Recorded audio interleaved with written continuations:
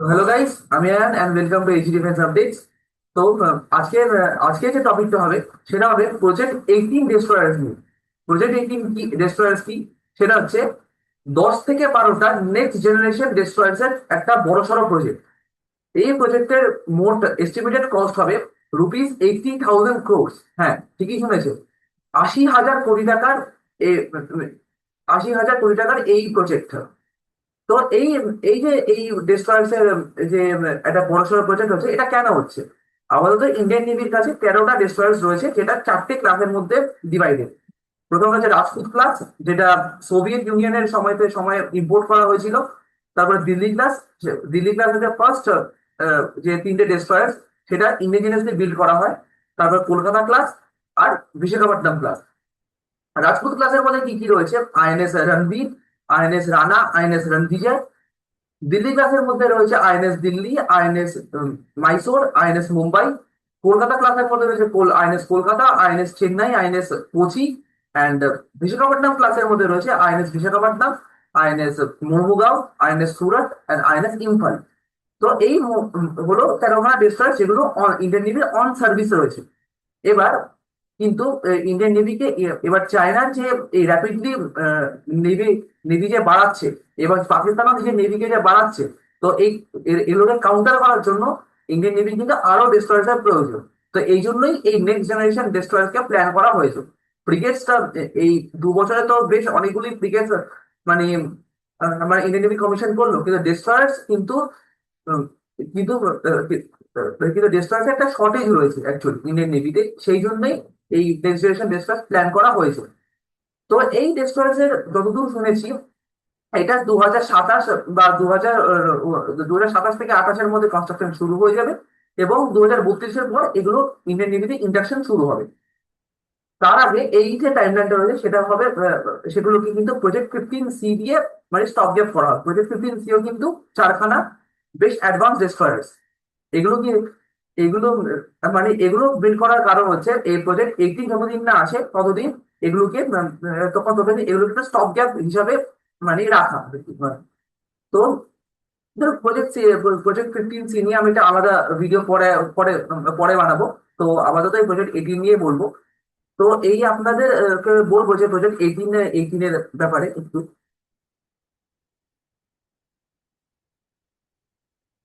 হুম, এই যে অফিসিয়ালি কিন্তু এবার ঘোষণা হয়ে গেছে, আইডিএফডব্লিউ সাইট তো অফিসিয়াল খবরই বেশিরভাগ দেয়। তো অফিসিয়ালি ধরে নিতে পারি অফিসিয়ালি ঘোষণা হয়ে গেছে, এই যে India ₹80,000 crore project 18 destroy moves towards approval. মানে এবার গভর্নমেন্টের অ্যাপ্রুভালের জন্য মানে মানে এটাকে মানে এই প্রোগ্রাম কিন্তু এগোচ্ছে। এবার মানে গভর্নমেন্টের অ্যাপ্রুভাল পাওয়ার সঙ্গে সঙ্গে এদের কাজ শুরু হবে। এদের জেনারেলি দুটো কোম্পানিকে দেওয়া হয়েছে এই এই ডেস্ট্রয়ার্স এর কাজ। সেটা হচ্ছে এক গার্ডেন রিচ শিপ বিল্ডার্স কলকাতায়, এবং মুম্বাইয়ের ম্যাকডন ডক শিপ বিল্ডার্স কে। ম্যাকডন ডক শিপ বিল্ডার্স, তবে হ্যাঁ গার্ডেন রিচ ফিক্সড হয়েছে, ফিক্সড এখন। কিন্তু ম্যাকডন ডক না না কোচিন শিপইয়ার্ড বানাবে, সেটা একটু পরে জানা যাবে। এখন সেকেন্ড অপশনটা এখনো কিন্তু ফিক্সড হয়নি। এখানে রয়েছে যে চারটে রেস্টুরেন্টের, চারটে শিপের প্রজেক্ট, কিন্তু আসলে কিন্তু 10 থেকে 12টাই হবে। সেটা সেটার কারণ আপনাদেরকে বলছি।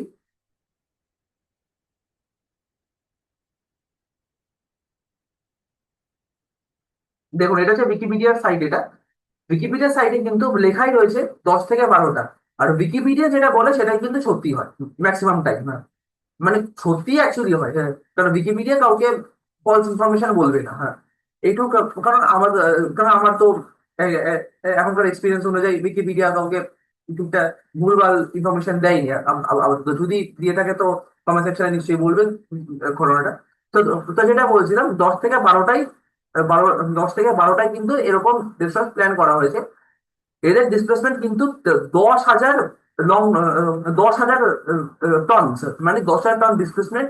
এবার 180 মিটার লম্বা, আর এবং ইন্টিগ্রেটেড ইলেকট্রিক প্রপালশন। হ্যাঁ, এবং এদের মোট আর্মামেন্ট হবে 144টা বিএলএস সেলস এবং 8টা স্ল্যান্ট লঞ্চার্স। তো এটার আমি একটা মানে এআই জেনারেটেড ম্যাপ বানিয়ে সেটা আপনাদেরকে আমি দেখাবো।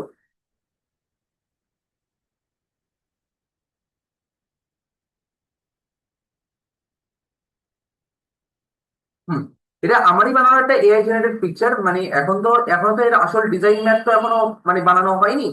আহ, বা বানানো হলেও এখনো পাবলিক মিডিয়াতে শেয়ার করা হয়নি। তো এটা আমি একটা মানে এআই দিয়ে বানিয়ে একটা লেআউট বানিয়েছি একটা। মানে বেসিক্যালি ভিডিওটা একটু বোঝার সুবিধার জন্যই বানানো। তো যেমনটা বললাম, 144টা ভিএলএস সেল, 8টা স্ল্যান্ট লঞ্চার, আপনাদের একটু জুম করে দেখিয়ে দিচ্ছি। Advance radar suite, superior stealth design and indigenous technology, এগুলোতে কি পয়েন্টস। তার সাথে থাকবে এর মধ্যে থাকবে হচ্ছে এলপিআই নেভিগেশন রাডার। এর কাজ হচ্ছে জাহাজের নেভিগেশন ফাংশন করা। এক্সব্যান্ড এইএস এর রাডার, মানে যে একদম যে মেইন যে রাডারটা, মানে মেইন যে রাডারটা, সেটা হচ্ছে এক্সব্যান্ড এইএস এর রাডার। এর কাজ হচ্ছে এরিয়াল এবং সারফেস থ্রেটস কে ডিটেক্ট করা। ইন্ডিজিনাস এস ব্যান্ড এইএস এর রাডার, যার 3D সার্ভিলেন্স হচ্ছে মেইন ফাংশন। আর মাল্টি ব্যান্ড অ্যারে ইন্টিগ্রেশন হচ্ছে মিসাইলস এবং মিসাইলস কে গাইডেন্স দেওয়া। মানে টার্গেট থেকে, মানে মিসাইল ধরুন এখান থেকে লঞ্চ করা হলো, তো সেটাকে মানে গাইডেন্স দেওয়া আর কি। তো এখনকার যে ডেস্ট্রয়ার্স গুলো রয়েছে, তার মধ্যে কিন্তু মোট 16টা ভিএলএস সেল থাকে। এর মধ্যে 144টা ভিএলএস সেল সঙ্গে 8টা স্ল্যান্ট লঞ্চার্স। মানে মোট 144টা ভিএলএস সেল, মানে একটা ভিএলএস সেলের মধ্যে একটা মিসাইল। তো 144টা মানে 144টা মিসাইল হবে। 8টা স্ল্যান্ট লঞ্চার্স, মানে প্রতিটা স্ল্যান্ট লঞ্চার্সের মধ্যে কিন্তু 4টে মিসাইল পয়েন্ট থাকে। মানে মোট একটা স্ল্যান্ট লঞ্চার 4টে মিসাইল ধরতে পারে। তো মোট 32টা আরো এডিশনাল মিসাইলস পাবে 144টার সাথে। তার মানে 100, তার মোট 176 মিসাইলস ধরে নেওয়া যায়। এর সাথে থাকবে টোড এরে সোনার। মানে শিপ দিয়ে একটা ওয়্যার দিয়ে একটা ওয়্যার দিয়ে টো করা একটা সোনার, যার কাজ হবে long range under water surveillance. মানে সমুদ্রের নিচে যে কোনো সাবমারিন আছে কিনা, বা কোনো মাইন আছে কিনা, বা কোনো টর্পেডো, ইনকামিং টর্পেডোর এর কাজ হবে লং রেঞ্জ সার্ভিলিয়েন্স। আরেকটা হচ্ছে বো মাউন্টেড সোনার। মানে এর কাজ হবে এই টোড এর সোনার থেকে যদি কেউ মিস করে যায়, তাহলে এই বো মাউন্টেড সোনার কিন্তু সেটাকে ধরে ফেলবে। তো এই কারণেই এরা কিন্তু বাকি যে আমাদের যে এক্সিস্টিং ডেস্ট্রয়ার আছে তার থেকে কিন্তু একদমই আলাদা, এই প্রজেক্ট 18 ডেস্ট্রয়ার। এবার আপনাদের বলবো যে এর মধ্যে কি কি আর্মামেন্ট রয়েছে। মানে কি কি আর্মামেন্ট, মানে কি আর্মামেন্ট। এমনি নর্মাল গানস গুলো একই থাকবে, মানে যে মিডিয়াম রেঞ্জ গান বা যে ক্লোজ রেঞ্জ ওয়েপন সিস্টেম, সেগুলো একই থাকবে।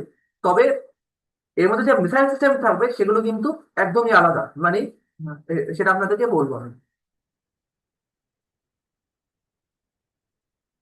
হুম। তো অফেন্সিভ অ্যাকশনের জন্য মোটামুটি 4টে ধরনের মিসাইল থাকবে। মানে এখন কারেন্টলি শুধু ব্রহ্মোসই রয়েছে। এর মধ্যে কিন্তু ব্রহ্মোস তো থাকবেই, তার সঙ্গে কিন্তু আরো 3টে ভেরিয়েন্ট থাকবে। 3টে ভেরিয়েন্ট মানে কি, 3টে আলাদা মিসাইল থাকবে আর কি। প্রথম হচ্ছে LR-LACM নির্ভয় বা নির্ভয় মিসাইল, যেটা সাবসনিক মিসাইল, যার রেঞ্জ 1200 থেকে 150 কিলোমিটার, 12,000 থেকে 1,500 kilometre. I am sorry, sorry for that, kilometre, মানে লং রেঞ্জ স্ট্রাইকের জন্য। ব্রহ্মোস ইয়ার আর ব্রহ্মোসের মধ্যে কিন্তু তফাৎ আছে। ব্রহ্মোসের যে এখন যে 15%, সেটা কিন্তু তার রেঞ্জ হচ্ছে মোটামুটি 300 থেকে 400 মতো। আর ব্রহ্মোস ইয়ারের রেঞ্জ হবে 800 থেকে 900 কিলোমিটার। তারপর আরেকটা হবে ব্রহ্মোস 2 হাইপার, যে এটা কিন্তু হাইপারসনিক মিসাইল। ব্রহ্মোস 2টা কিন্তু মানে এর কাজ এখনো আপাতত পোস্টপন করেছে, তবে এটা খুব তাড়াতাড়ি শুরু হবে। এটা কিন্তু হাইপারসনিক মিসাইল। মানে হাইপারসনিক মানে হচ্ছে যার স্পিড ইজ, মানে hypersonic is that who speed is greater than Mac 5। মানে শব্দের 5 গুণ বেশি, 5 গুণ বেশি স্পিডে যে মিসাইল চলে, সেটাকে বলা হয় হাইপারসনিক। এর রেঞ্জ হবে 600 থেকে 12,000, মানে 1200 কিলোমিটার। আর আরেকটা হচ্ছে, আর যে তার সবচেয়ে যে অ্যাডভান্স মিসাইল, মানে সবচেয়ে যে লং রেঞ্জ মিসাইল, সেটা হবে ETLDH-CM, বা যাকে বলা হয় বিষ্ণু। এটা কিন্তু নেক্সট জেনারেশন মিসাইল। এর রেঞ্জ হবে গ্রেটার দেন 1,500 কিলোমিটার, মানে গ্রেটার দেন 1,500 কিলোমিটার। তারপর এইটা হলো অফেন্সিভ অ্যাকশনের মিসাইল। এবার আছে সারফেস টু এয়ার মিসাইল, মানে ডিফেন্সিভ, যেটা কিনা ডিফেন্সিভ অ্যাকশনের জন্য, যার মধ্যে কুশা আর ব্যারাকেট ইয়া, এই দুটো থাকবে। পুষা হচ্ছে আমাদের ইন্ডিজিনাস টেকনোলজি, আর ব্যারাকেট হচ্ছে যেটা ইন্ডো ইসরায়েলি, যেটা জয়েন্ট ভেঞ্চার, সেটাই আর কি, যেটাকে ইউজ করা থাকবে। তবে এর রেঞ্জ বেশি হবে। এদের এই যে লং রেঞ্জ স্যাম হবে, Sam surface two air missile হবে, তার রেঞ্জ হবে 150 থেকে 250 কিলোমিটার। এখনকার যে এখনকার যে যে রেস্টুরেন্ট থাকে তার মধ্যে কিন্তু 120 কিলোমিটার লংগেস্ট ডিস্টেন্স। এই রেঞ্জ হলো 150 থেকে 250 kilometre. Progressive next gen long range SAM মানে এর এর কাজ হবে ব্যালিস্টিক মিসাইল ডিফেন্স থেকে, মানে এর কাজ হবে যে ব্যালিস্টিক মিসাইল থেকে রেস্টুরেন্টকে প্রোটেক্ট করা। আর আরেকটা হবে ভিএলএসআর মানে ভার্টিক্যাল শর্ট রেঞ্জ স্যাম। এর সংখ্যাটা কিন্তু একটু বেশি হবে, কারণ কারণ লং রেঞ্জ স্যাম থেকে যদি কোনো মিসাইল বেরিয়ে যায় বা কোনো এয়ারক্রাফট বেরিয়ে যায়, সেগুলোকে মারার জন্য এই যে শর্ট রেঞ্জের সার্ফেস টু এয়ার মিসাইল থাকবে। অ্যান্টি সাবমারিন ওয়ারফেয়ার, এবার আসি অ্যান্টি সাবমারিন ওয়ার, যেটা কিন্তু এই দেশের মোস্ট ইন্টারেস্টিং ফ্যাক্ট। তার মধ্যে থাকবে স্মার্ট মিসাইল সিস্টেম কি? Supersonic missile assisted release of torpedo. এই মিসাইলের কাজ সেই মিসাইলটা কিন্তু একটু আলাদা রকমের, মানে একটা মানে ধরুন কোনো সাবমেরিনকে মানে ডেস্ট্রয় করে ফেললো, মানে সোনারে ক্যাপচার হয়ে গেল। তো সোনারের কোঅর্ডিনেটস অনুযায়ী এই মিসাইলটা শিপ থেকে লঞ্চ হয় একটা সার্টেন ডিস্টেন্স অব্দি যাবে, এবং মিসাইলের এবং সাবমারিনের কিছুটা কিছুটা মানে ধরে নিন 10 to 50 মিটার্স আগে একটা টর্পেডোকে ডিপ্লয় করে দেবে। একটা টর্পেডোকে মানে মিসাইলটা যেমন সেপারেশন হয়, তেমন তেমনি মিসাইলটা একটা ডিস্টেন্স অব্দি যাবে, সেই ডিস্টেন্সে গিয়ে একটা টর্পেডোকে মানে জলের মধ্যে ছেড়ে দেবে, এবং সেই টর্পেডো সাবমেরিনটাকে গিয়ে মেরে ফেলবে।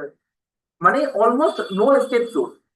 মানে সাধারণত টর্পেডো বা রকেট লঞ্চার থেকে যখন ফায়ার করা হয়, টর্পেডো ফায়ার করলে অনেক সময় সাবমেরিন বেঁচে যায়। এই স্মার্ট মিসাইল সিস্টেম থেকে কিন্তু অলমোস্ট নো এস্কেপ জোন, মানে মানে বাঁচতে পারলেও বাঁচা প্রায় অসম্ভবই অসম্ভবই বলা যায়। এই রেঞ্জ হবে কিন্তু 500 কিলোমিটার। তাছাড়া ব্রহ্মাস্ত্র হেভি ওয়েট টর্পেডোসও থাকবে, কারণ যদি ইনকেস মিসাইল দিয়ে হিট না হলে তখনই ব্রহ্মাস্ত্র টর্পেডোস ইউজ করা হবে। তবে মেইন ওয়েপেনই অ্যান্টি সাবমেরিন ওয়েপেন হচ্ছে স্মার্ট মিসাইল। আর আরেকটা হচ্ছে এএসডব্লিউ রকেট লঞ্চার, যেটা কিন্তু এখনো ইউজ হয়, মানে ইনকামিং টর্পেডো যেগুলো মানে ধরুন কোনো টর্পেডো ফায়ার করে দিল, সেটাকে নিউট্রালাইজ করা গেল না, তো সেগুলোকে নিউট্রালাইজ করার জন্য মানে একদম কাছে চলে আসা টর্পেডো নিউট্রালাইজ করার জন্য এই রকেট লঞ্চার গুলোকে কিন্তু ইউজ করা হবে। যেটা কিন্তু এখনই মানে ডিস্ট্রাস ব্রিগেডস এর মধ্যেই রয়েছে।